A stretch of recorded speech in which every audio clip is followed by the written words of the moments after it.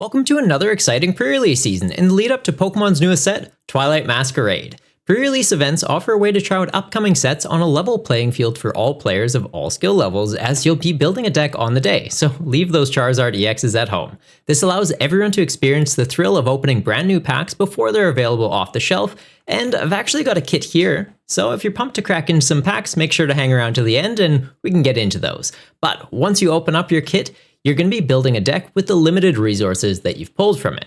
Now, while pre-release is a great way to experience the new set in a casual environment, it does have a unique set of rules and can require a different approach. So I'm here to help take away any stress you might have so that you can focus about just having fun. There are some key rules for pre-releases you need to know though, so let's get those out of the way first. The first rule of pre-release is that there are no rules about having 4 copies of a card in your deck. So if you pulled 5 Grokeys out of your 5 Grokeys, not Grokeys, sorry about that. If you pulled 5 Grokeys though, you're able to sleeve them all up to play. The second rule is one that I probably should have covered first, but for dramatic effect, well, it's the second one. You can only have 40 cards in a deck instead of the standard 60. This is something to keep in mind when you're building your deck, as you won't be able to include every single card that you pull, so just be mindful of that. You're going to get a 40 card deck, you're going to have to take something out if you want to put something in. Also, since your deck is smaller, your prize cards are going to be 2. You're only going to be putting out 4 prizes in this format. Basically, think of it like for every 10 cards in your deck, there's a prize card out for it. The third rule is that you can only use cards you pull from your kit at the event. I mentioned it earlier, but it seems to be something that comes up at every event I've gone to. Yes, Boss's Orders is a staple, and it's a really good card. No, it's not in this set, and it should not be in your deck. There's also a bit of a gray area around trading cards that you pull at events. Some stores will allow it, and some don't. It's always best to ask staff or judges at the event before you swap anything around with other players. That's pretty much it though. The usual life rules still apply though. Be nice to other people, crime is bad, etc. Also be mindful, these events are typically in small spaces, so deodorant is greatly appreciated. Not calling anyone out, but yeah, I've kind of said it, guys. Just be mindful of that. Now, when you arrive at your event, you're going to be receiving a built-in battle kit. So that's what this is here. It's going to contain 4 booster packs from the Twilight Masquerade set, as well as a 40-card pre-constructed deck that's ready to go out of the box. So you could technically just play with it as it is. Each deck comes with 1 of 4 promo cards, being either Tatsugiri, the lovable sushi fish. He's going to allow you to look at the top 6 cards of your deck, grab a supporter card you find there and put it into your hand. It's a pretty solid ability in pre-release, helping ensure you get a supporter for turn every turn. And if something's knocked out, it's just a good one to put into the active to pivot out. Frostlass, the ghost with an icy stare, putting a damage counter on all Pokemon with abilities between turns, yours and your opponent's. This can put a lot of pressure onto low health ability Pokemon like the previously mentioned Tatsugiri without even needing to attack it. Or one of 2 monkeys that are available in green or red, sort of like the Mario Brothers. The red one even throws fireballs, so yeah, it's pretty much on theme. Being Infernape, who can accelerate a fighting and a fire energy from your hand onto your board once per turn. This allows you to set up attackers quickly, and it even has a solid attack doing 200 to knock out pretty much any Pokemon in the format outside of the EXs, but all those other promos are going down. The green one's basically Luigi. It's thwacky though. Actually, this is the one that I pulled out of my kit today. I think I have it here. Yeah, but this one's pretty solid. Once per turn, he can search your deck for any card as long as your active Pokemon has the ability Festival Lead. And just a great way to get you into key pieces to start snowballing games in your favor. Each of these promos comes with a group of cards that synergizes with them to ensure your deck has a strategy behind it. You're also going to get a second one of the groups just kind of randomly put into your kit. So like you could get Thwacky as your promo, and you could have the Frostlass kit as a secondary thing within your kit. It's kind of cool like that. So it gives you a bit of flexibility in your deck building style. Now, these are going to make up the Pokemon in your deck, and in some cases, key pieces for strategies are in there as well. Like in the Tatsugiri kit, you're going to get a rescue board that allows it to have free retreat essentially. Makes it a great option, so when something's knocked out, Tatsugiri goes in the active, grabs you a supporter card, switches out into a backup attacker. It's also going to come with a Florges evolution line in this kit. It lets you flip a coin, and if it's heads, you get to gust up one of your opponent's bench Pokemon into the active spot. It's great to take key knockouts or even just stalling out opponents by bringing up a non-attacking Pokemon with a high retreat cost into the active. There's not a lot of switch in this format. They're going to have a hard time getting it out of the active and may just deck themselves out. It also has Fezandipity in there as an attacking option for the deck, but also kind of fitting the pseudo stall tactic.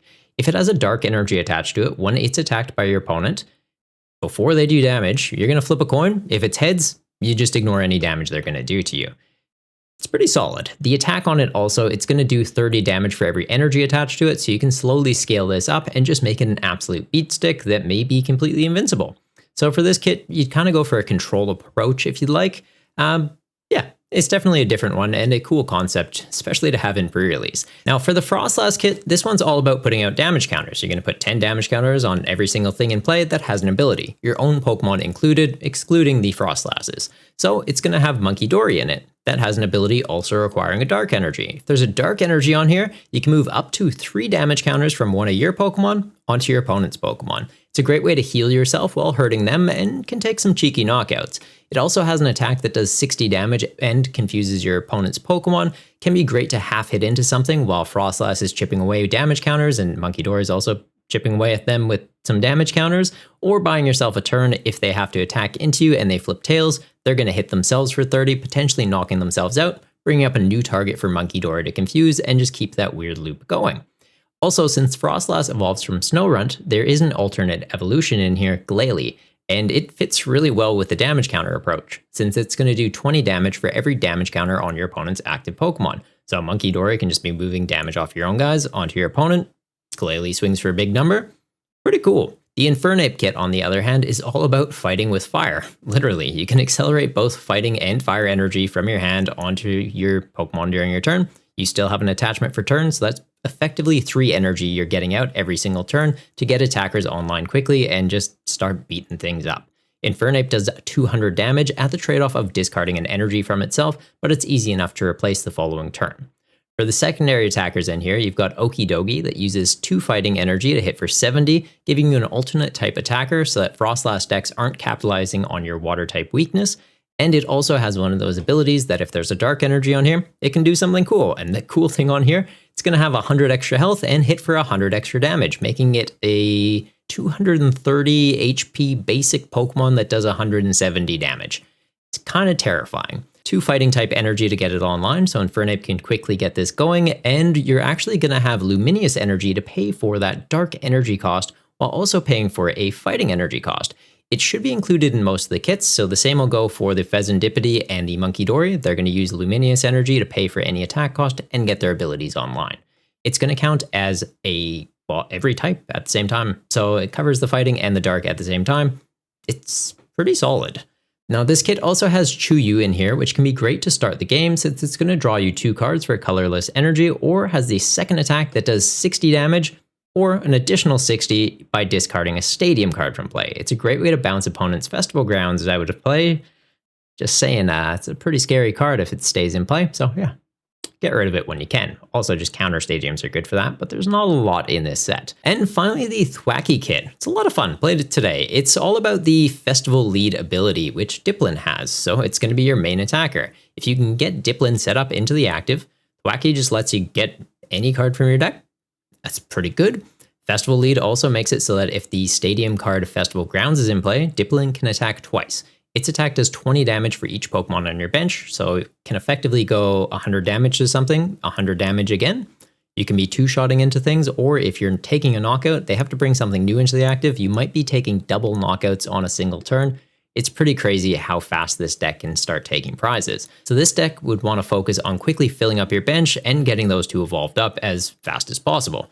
Thwackey can also evolve 1 further time into Rillaboom that hits for 60 damage, only needing 1 grass energy, makes it so your opponent's attacks cost an additional energy to use, and their retreat cost is 1 more as well, so you can be locking something in the active or making it very difficult for them to hit you back. The second attack does 180, which will knock out most things in the format outside of EX Pokemon, but you just kind of do like a 1-2 combo into them and you're fine. Each kit will also have additional trainer cards in it to help with drawing cards and setting up your boards, which you can see anywhere from 0 to 2 copies of the things on the screen right now in your kit to fix up the 40 cards in there. Now let's talk about strategies. As I did say, you get a 40 card deck in your kit, you technically can just sleeve that up and play the game. There's absolutely nothing wrong with doing that if you choose to go that route. A big part of the fun of pre-release events though is coming up with a unique deck that you can only play in this format. You're going to be using cards that you pull from your packs, and it's heaps of fun to do. To do this, I'd recommend that as you open your booster packs, you're going to sort your cards out into categories like Pokemon by type, or even just colorless attackers, trainers, and big beefy guys like your EXs, if you happen to pull some of those. This will help you decide a direction to build your deck in. Sorting your Pokemon by type helps you determine if there's extra attackers that line up with your kit's type. So like if you got Infernape, did you get some fire type attackers? Cool, you're probably going to want to play some of those as well. It also helps if you're getting an alternate type, if you can justify running it in your deck instead. Like if you got a lot of dark attackers, do you have enough that you could fully take out your Infernapes and just have dark Pokemon instead? It's pretty rare you will, since you're only opening 4 kits, well, 4 packs, but it is something to keep in mind. For example, if you only pulled 1 fire type though and had none in your kit, you probably wouldn't be running it. Unless its attacks use colorless energy, which I did mention when you're sorting. Keep in mind that can use any energy type to pay for the attack cost. These are typically setup or utility attacks, searching pieces from your deck or drawing cards, which is also very handy to have in the pre-release format. Can take a while to get online, so starting off with one of these is pretty clutch. There are even some with attacks that do decent damage and allow you to hit for weakness into other cards, so even if it's just hitting for like 40 or 50, if you're hitting weakness and doing 100, that might be relevant. With this set, we also have access to rainbow energies though that count as all types, being Legacy Energy as an Ace spec card and the previously mentioned Luminous Energy, which should be in all kits and does allow for some flexibility with attackers. The other thing I said to sort out is your trainer cards. These are typically easy inclusions to put into your deck, especially the ones that come in your kit and say draw cards or search cards out, because drawing cards and getting into cards is pretty key aspect of the game. If you don't have any cards in your hand, you won't be able to do many plays on your turn, so drawing cards is good. If the card says draw cards, it should be in your deck. Other trainer cards that say search cards from your deck guarantee that you get Pokemon into play or evolve them up, so making sure that you can actually play the game the way that you want to is a pretty good direction to go into, and those should always be included as well. So as a rule of thumb, any card that says draw or search, 9 times out of 10, it's going to be going in your deck. Ones that say switch are also very strong in pre-release to avoid having something stuck in the active, but I don't believe we have any in this set outside of Rescue Board. Like I don't think there was any switch. Happily be proven wrong in the comments though, if anyone can think of them. The big beefy guy category though, I think it kind of speaks for itself. These are your big beat sticks, your EX Pokemon or 120 plus single prizers like the Okie Dokie. If you pull a big basic EX and its typing aligns with what you got in your kit, you're likely going to be having a pretty good day. The other way to think of it too is if you pull a big basic like Snorlax or the Okie Dokie, it can be alright to start games out and just sit that in the active spot and eat some hits. If you're trying to set up a stage 2 Pokemon, just having something that buys you a turn or two before it's knocked out, it's pretty good. Now that you've opened your packs though and kind of got your cards sorted out into those categories, let's get into actually building your deck. There's effectively several ways that you can go. You can build around the pre-constructed deck, leaving it mostly as it is, or swapping in a few extra trainer cards while cutting out some other things. You have to stay at 40 cards in your deck. Keep that in mind. If something goes in, something's got to come out. You can also just focus on one of the groups that you get in your kit, sticking to just one type. So like if you got the Infernape, yeah, maybe I just want to go all in on fire types and have like a fighting type in there here or there. And some colorless attackers. Like I don't really want to have a Froslass line in there for no reason. That's completely fine. The third option is building around a big beefy multi-prize Pokemon like an EX. These can be easy inclusions as long as the typings align. You just kind of upgrade your kit around it. But if you got one that requires multiple types of an energy that's not in your kit, like maybe you got Iron Thorns and it wants a bunch of lightning energy, and you got a water and a fire kit, doesn't make a lot of sense to have it in there. But if you got one that has some colorless attack costs in it, like the fighting type Ogerpon, that's great in Infernape and can be alright in other decks as well. EX Pokemon are very powerful, but if you don't have an efficient way to get them set up, you do risk starting them in the active spot and not being able to get them charged up to attack or out of the active. And then your opponent's just like chipping away at this 2-prizer. They eventually knock it out and they've taken half the prizes they need to win the game. So there is a bit of a risk around it. But if you're really gung-ho about using it, you technically can just run an EX Pokemon and like 39 energy, like fighting type Ogerpon and 39 energy. Most attackers in this format have abilities, and that's not a bad idea, honestly. You do run the risk, though, of since you only have one Pokemon in there, you're going to be giving up a lot of mulligans. But if you only have 39 energy, you're not missing an attachment per turn. They're not hitting you ever. You should be fine. So it's... Yeah, if you do that at a pre-release, please let me know, actually. Now, regardless of the approach that you do decide to go for, keep this in mind as a bit of a skeleton deck list. You're going to want 12 to 15 Pokemon. It's going to include basics and their evolution types. Typically 3 to 4 of these should be solid attacking options you can go into. Every prize your opponent has to take, you want it to be a threat in the active spot that they're having to deal with. Ones with abilities are always great to have as a backup in your deck as well to get you set up into key pieces like that Grookey we mentioned, or ones that can disrupt your opponent's game plan like Florges, who can just gust targets up, taking key knockouts or stalling them out. Also that Pheasantipity. In pre-release, it's pretty busted. There's a couple games I played where it was just like, I attack you, it does nothing. I attack you, it does nothing. And I was just beating them up. So like Pheasantipity, real good, really good cards. Abilities are solid. Having your free retreat Pokemon is also very useful. Something like Emolga that has free retreat, you can just pop it into the active and retreat it out. This allows you to consider what game plan you want to do on your following turn. So like if you don't have a backup attacker set up, but you do have a draw supporter in hand, it's like, well, Emolga in the active, I can use the draw supporter, see if I can get the energy to get this charged up or the evolution piece I need for it before I commit it into the active spot. Even better, if you have Tatsugiri and Rescue Board, that should be going in the active and getting you a supporter, but not everybody's going to get that kit.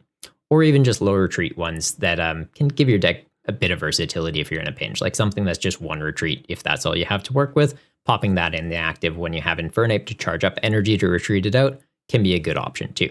For trainer cards, you're going to want between 10 and 12 of these. This helps with drawing cards and getting your board set up. And for energy, anywhere from 12 to 16 is kind of the safe space you want to be in. If your Pokemon only need 1 or 2 energy to attack, you can kind of go to the leaner side of that, having about 12. Since like Glalie, you need 1 water energy to attack, you don't need to be seeing 2 to 3 energy in your hand every single turn. You just need 1, get it online, and you'll be all right. Also, make sure to go for a balanced split of energy types if you are using a variety of them. So if you're using fire and fighting for the Infernape, for example, a 50-50 split is usually the safest. And then if you have something that has like an alternate type attacker in there, like the Pheasantipities, the Okidogis, where they want that dark energy, having 1 to 3 of those, or the 1 to 3 Luminous energy in there that you're getting in your kit to kind of help out with that, that is usually all right. You only have 1 of them in your deck, so like you don't need to go for 50% dark energy to get that ability online. Those Luminous energies likely fine, especially if you have Thwacky that can just guarantee it out of the deck. You're in a good spot. But for that Infernape, yeah, you want high counts of energy. So for that one, that's kind of where you'd be leaning to like the heavier end at like 15 to 16 energy. I hope that makes sense, and happy to answer any questions around that in the comments down below. Something else to keep in mind, while you don't need to bring a deck to the event, remember bringing essentials like sleeves to protect your deck and make shuffling easier, dice to keep track of your damage counters, and for coin flips. If it's your first time going to an in-person event and you've only played online before, evens is going to count as heads and odds is going to be used as tails on a dice instead of flipping a coin. So to start the game off, you're going to roll a dice and call heads or tails on it, or evens and odds, whichever you prefer. And also a playmat to keep your cards safe, organized, and easier to pick up during the event. Also, a water bottle is never a bad idea. Staying hydrated is cool, and you seem cool, so do me a favor and drink some water, all right? Yeah. You gonna leave me hanging? I thought we might cheers there, but all right, this is just kind of awkward now. So I guess long story short, you can either play your kit as it is, tweak it a little bit, pick a lane with one of the types, or if you pulled some super broken card like fighting type Ogerpon, just 39 energy and tell me how that goes for you, because I really hope someone does that. Also, bring your essentials to play the game and don't stress too much about your deck. It's a casual event. Focus on having fun, meeting new people, and playing the new cards. I hope this breakdown of the kits sets you up for success going into the event, and if you found any of these tips helpful, give them a thumbs up is a great way to let me know, or better yet, just let me know in the comments down below. I'm always happy to answer any questions you guys might have too, so don't be shy, just ask me down below, and don't forget to subscribe to keep up with the new videos. Now, I did say we'd be cracking into a kit, and I've got one here, so let's see what we can get out of this one, and maybe give a quick overview of what we might build with it. Unfortunately, my camera is kind of in a fixed position, or I'd give you a view of the desk because I'm sorting around the cards and stuff and maybe do a quick deck building process, but looking into getting a second camera so we can do something like that in the future. And if you want to help me towards getting to that goal, there's going to be a link to my Throne page in the description below. So if you want to contribute maybe like $1 or $2 towards that, always appreciated, never necessary. But now let's get into this kit.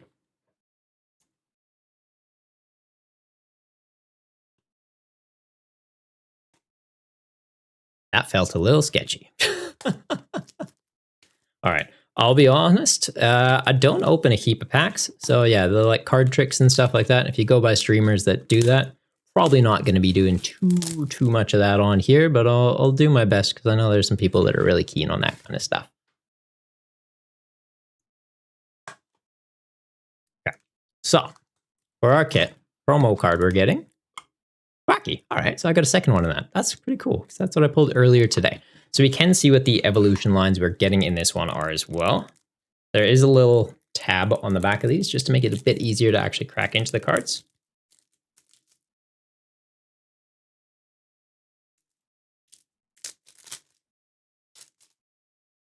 So we're going to get, does this work? This works, all right.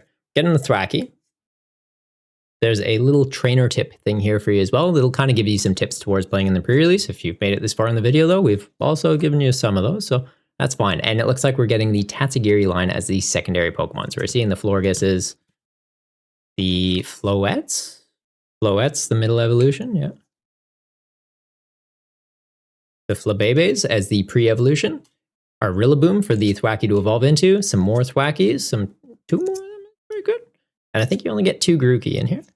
Yeah, 2 Grookey, our Diplin, our Applin, the Pheasantipity that would be coming with the Tatsugiri kit. We're getting Youngster for some draw support, so shuffle and draw into 5. Jacq, a great way to get into evolution Pokemon. So it grabs our Grookeys, grabs our Diplins, then Grookey grabs us whatever we want from our deck. Solid combo right there. Picnicker, the draw card, draw 2. While you flip a coin, if it's heads, draw 4. Not bad, not great, but not bad. There's our Festival Grounds, Buddy Poffin. Great card to set up your bench. You're going to get 2 Pokemon with 70 HP or less. Rare Candy helps you go from Grookey into Rillaboom. Probably not going to be doing that though. You want Thwacky to be capitalizing on the ability, but if you really need to get a backup attacker online, getting into Rillaboom, not bad. Also for the Florges line, having this as an option to get that out quickly if you want to go for that gusting option. Yeah, not a bad concept. Getting Ultra Ball, great way to search out Pokemon. Rescue board for Tatsugiri to have free retreat. I don't think we got a Tatsugiri though, so it's just in there. It gives something free retreat. Well, not free retreat, 1 less retreat. So if it has 1 energy, it could be a free retreater. And I think the rest is just our energy. Yeah, so a bunch of Psychic, bunch of Grass, and the 2 Luminous Energy. Oh, and a code card. Hopefully you guys didn't see that. Might have to edit that out so nobody steals it. Might forget to, and you could try stealing it if you saw it and, you know, pause it real quick. But the 2 Luminous Energy for the Pheasantipity to count as your dark to make that coin flip ability go online. Really solid card. And yeah, from the 2 kits, now I've got 4. So I got my playset there. That's good. I don't have to buy singles. All right, for the packs though. So you're going to get 4 of these. I believe they should be seeded so that you get 1 with every artwork. So you're getting the Ogerpon artwork. You're getting the, is that Greninja? Dragapult artwork. You're getting the Poltergeist, something like that. Poltergeist, like Cha-Ti, yeah, I think that's Poltergeist. And the Blood Moon Ursaluna EX. He's really cool. I got him out of one of my packs today too, actually. I like him. Maybe he'll be in this one too. So I think let's start off with the Blood Moon Ursaluna. See how we go with that. You can tell I'm really good at opening these. Trying to keep it as far away from the mic so you guys don't have to hear it. And what's the trick? Like free from the back? No, the last card's just the energy now. They've changed it around. Cool. So we're getting a Chimchar, a Pinsir, a Fion. Or is that not focusing in too well? No, I don't really have it set up to do this right now. That was creepy. I've got the AI thing on for my eyes. Girder? Rayfort? Diplin? Chuyu? Applin? Another evolution? Okay. Froakie, the Teal Mask Ogerpon, and a basic Lightning. All right, cool. For our next pack,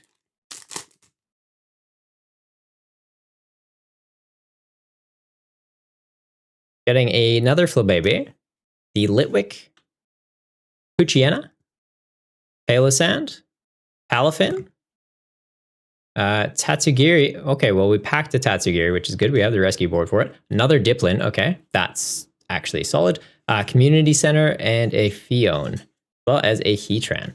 Okay, so getting the extra Diplins on there. getting the Tatsugiri, I feel like with this kit, we'd probably just stick towards the Thwacky build, just capitalizing on get these set up, attack twice, and get cards out of my deck. It's a very good route to go, let's be honest. This one, we're getting a Dreepy, a Feebas, Girafarig, Vulpix, Conkeldurr, Diplin, another community center, really wanting another festival grounds, Palisand, and ooh, that's nice. So that's the Wellspring Ogerpon. It has the attack Sob, 20 damage, and your opponent's Pokemon can't retreat. So just like lock something in the active. They're trying to Tatsugiri and get free retreats. They're not anymore. And the second attack does 100 to the active, and you can shuffle 3 energy from this Pokemon back into your deck to do 120 to one of their bench guys. In pre-release format, there's not bench protection. There's no Manaphy or something like that. So you're hitting something in the active and likely knocking out something on their bench to take 2 prizes. Really solid. If we pulled this with something like Infernape as a way to just like charge up the fire and the fighting onto this to cover the colorless attack cost, you're having a great day. And then you Luminous energy on there to cover the water. Seems pretty solid. For the kit that we got, we have the Thwacky. We don't really have any way to get energy out. Probably wouldn't be running this, to be honest. I don't want to risk any games where we'd be starting this out and it's just sat there waiting to get knocked out. The double knockout potential is pretty cool, so I'd consider it, but kind of leaning towards it wouldn't be sleeved up. And the last pack we're getting here is the Machigeist, dude. Polchigeist? Polchageist? One of these days I'll learn his name, maybe. So this last kit, our last pack, we're getting a Varoom, a Wattrel, Volbeat. He's actually really good. So Volbeat has a colorless attack that you can use on the first turn of the game. You're going to search your deck for 2 basic Pokemon, put them onto your bench. Doesn't say non-rule box or anything, so you could be grabbing EXs, but the main thing is you can use it the first turn of the game. If you go first, you're not often able to attack. Like, that's one of the rules. You can't attack on the first turn of the game. This directly ignores that. It's a great way to get your board state set up. It's basically like a Buddy Poffin as an attack. A really good card. That 100% would be going in the deck. Getting Goldeen, that also has Festival Lead. So it's another way we can capitalize off Grookey. Its attack, 2 colorless energy. You're going to be flipping, I think it's 1 coin. If it's heads, discard an energy off your opponent's active Pokemon. If Festival Grounds is in play, though, we get to do it twice, so potentially knocking off 2 energy. It's not a lot of damage, but the fact that this can be getting our Grookey online to get us into other pieces, it's got 1 retreat cost. We have Rescue Board. Can also just manually retreat it out. This, yeah, it'd be going in the deck today. Getting Lana's Assistance, Lana's Aid. So this lets you get 3 in any combination of non-rule box Pokemon and basic energy from your discard pile back into your hand. Being able to reuse our Diplins, that'd be really big. So 100% this would be going in the deck today. Conkeldurr, really cool guy. Wouldn't be going in there though. We're getting the Revroom, pretty cool. Hassle.